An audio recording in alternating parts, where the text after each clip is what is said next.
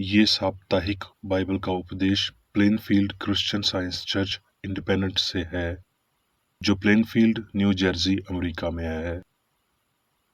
अधिक जानकारी के लिए कृपया हमारी वेबसाइट पर जाएं www.plainfieldcs.com। आपके अध्ययन के लिए ये पाठ रविवार 12 जनवरी 2025 के लिए है। विषय: धार्मिक संस्कार। स्वर्णपथ, प्रेरितों के काम। हे प्रभु, तू मुझसे क्या करवाना चाहता है?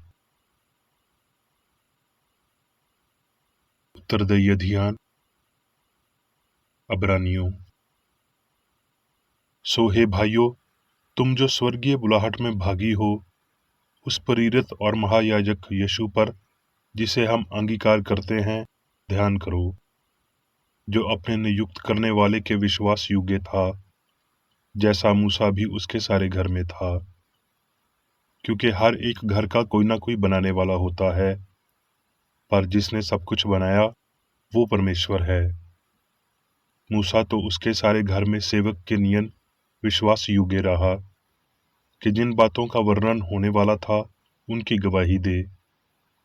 पर मसीह पुत्र के नियन उसके घर का अधिकारी है, और उसका घर हम हैं, यदि हम साहस पर और अपनी आशा के घुमंड पर अंत तक धीरज से स्थिर रहें। सो यदि आज तुम उसका शब्द सुनो, तो अपने मन को कठोर न करो, क्योंकि हम मसीह के भागी हुए हैं, यदि हम अपने प्रथम भरोसे पर अंत तक धीरज से स्थिर रहें। पाठ उपदेश बाइबल में से भजन संहिता।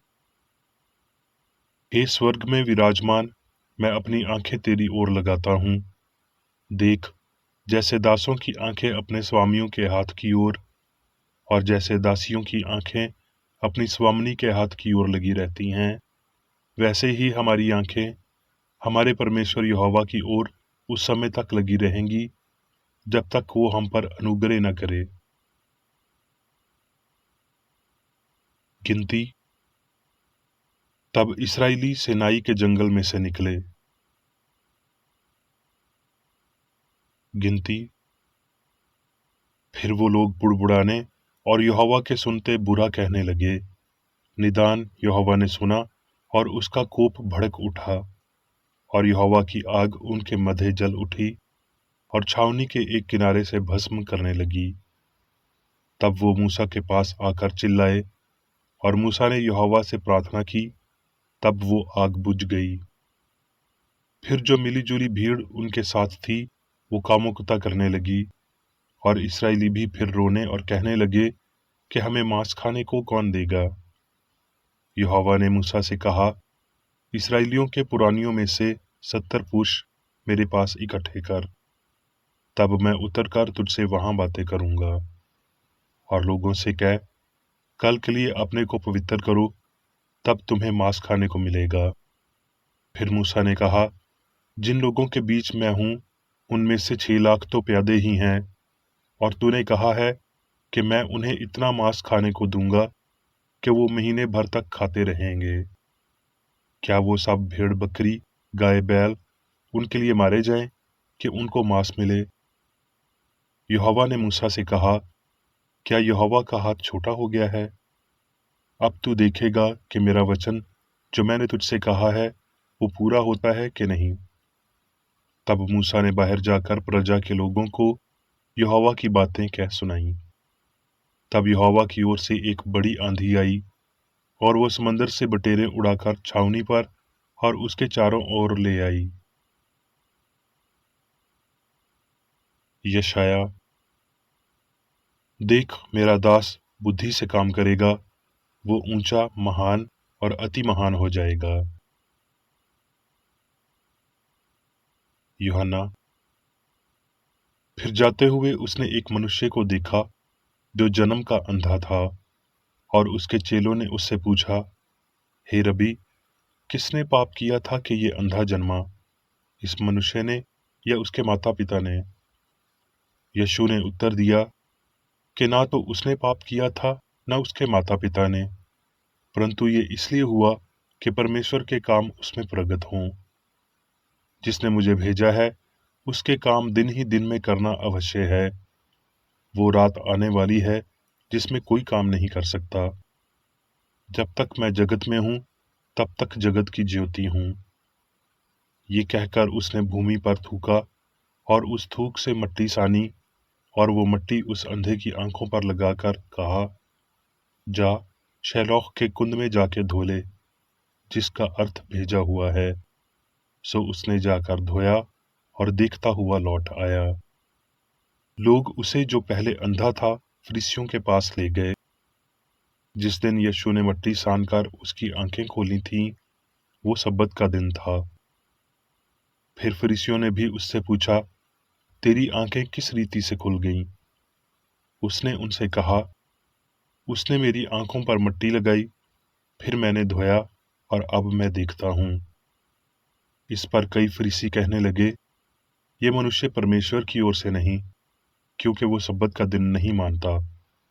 औरों ने कहा, पापी मनुष्य क्यों कर ऐसे चिन्ह दिखा सकता है? सो उनमें फूट पड़ गई।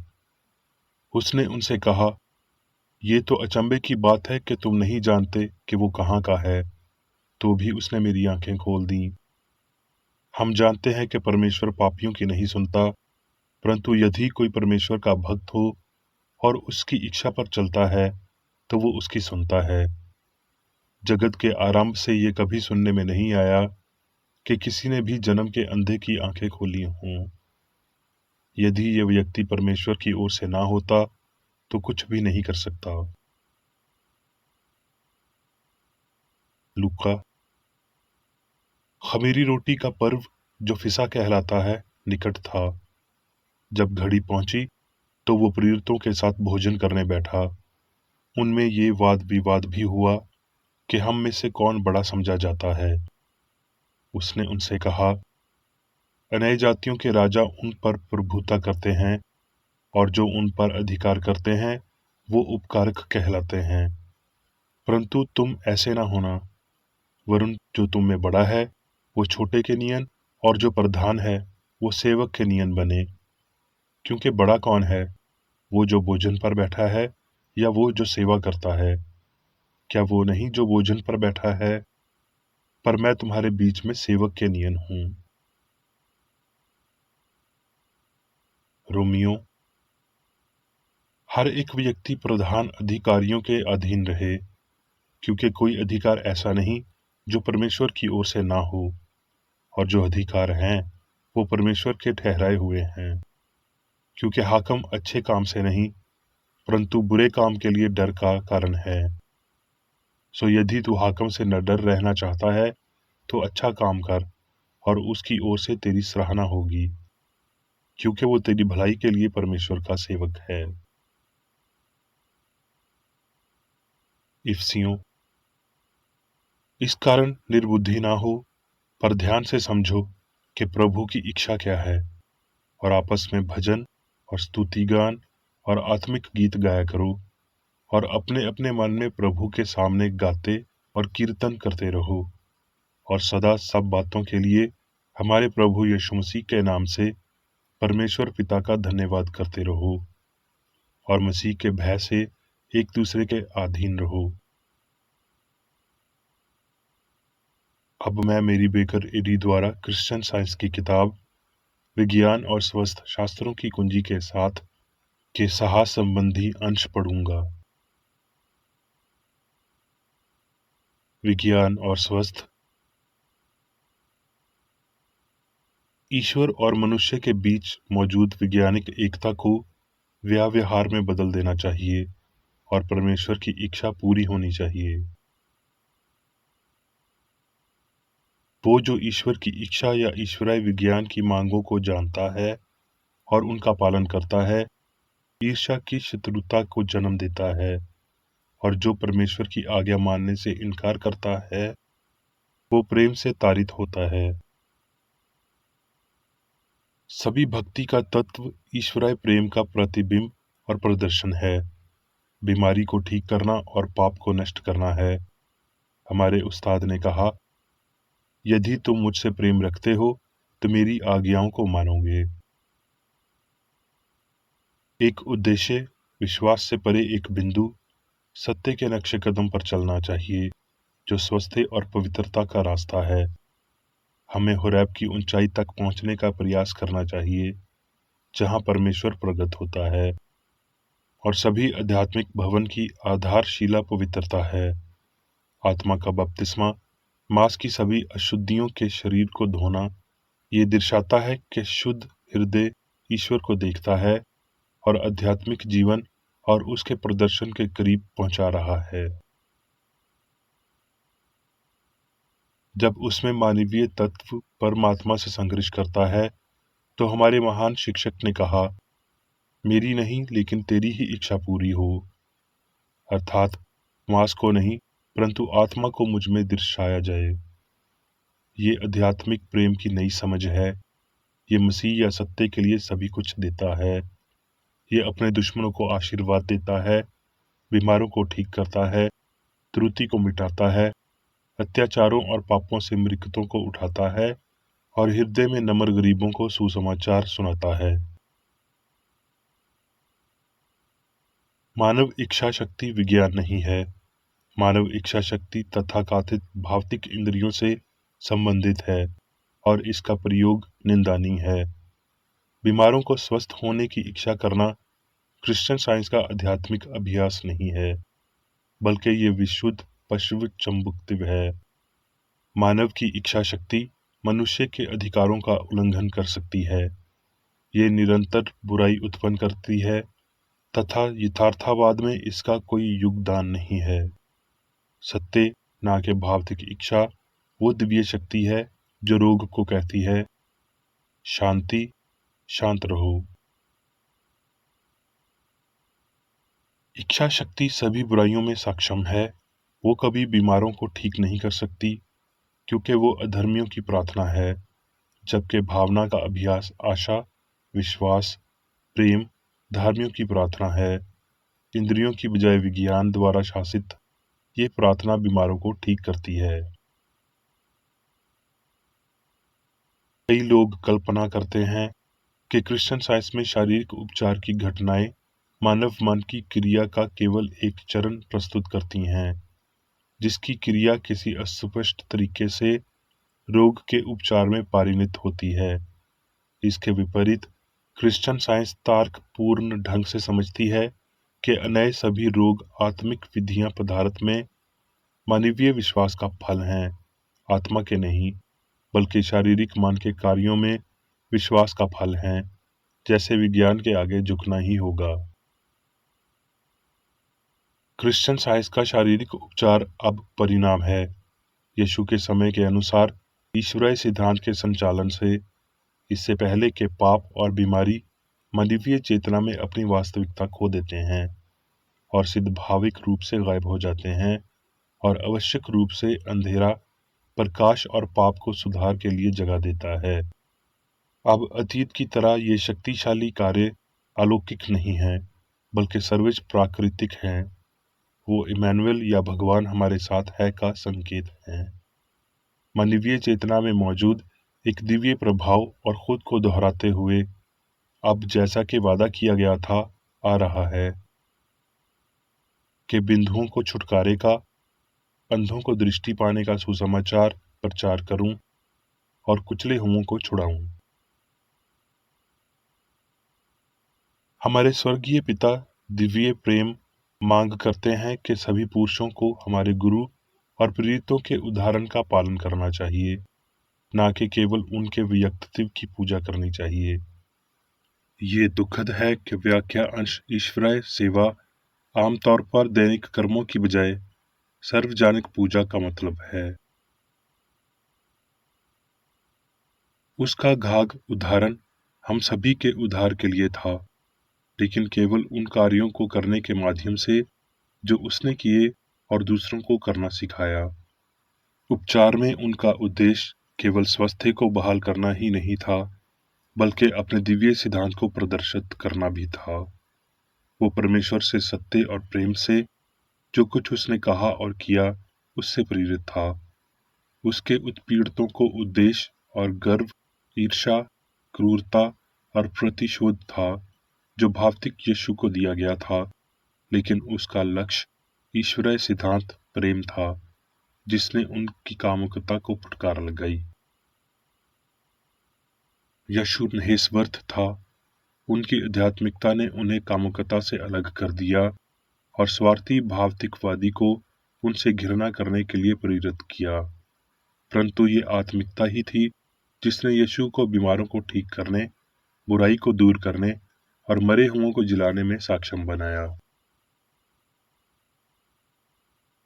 क्योंकि मानव निर्मित प्रणालियां इस बात पर जोर देती हैं कि मनुष्य बीमार और बेकार हो जाता है, पीड़ित होता और मर जाता है, सभी ईश्वर के नियमों के अनुरूप होते हैं, तो क्या हम इस पर विश्वास करते हैं? क्या हम एक ऐसे अधिकारी पर विश्वास करते हैं जो पूर्णता से संबंधित भगवान की आध्यात्मिक आज्ञा को स्वीकार करता है? एक अधिकार जो यीशु ने झूठा साबित किया। उसने पिता की इच्छा पूरी की। उसने इसके बचाव में बीमार को ठीक किया जिसे भौतिक कानून कहा जाता है, लेकिन परमेश्वर के कानून मन के कानून के अनुसार। जैसे पौलुस ने प्राचीन काल में विश्वासघातियों के विषय में पूछा था, वैसे ही वर्तमान समय के रबी हमारे उपचार और शिक्षा के विषय में पूछते हैं। क्या व्यवस्था ना मानकर परमेश्वर का अनादर करते हैं?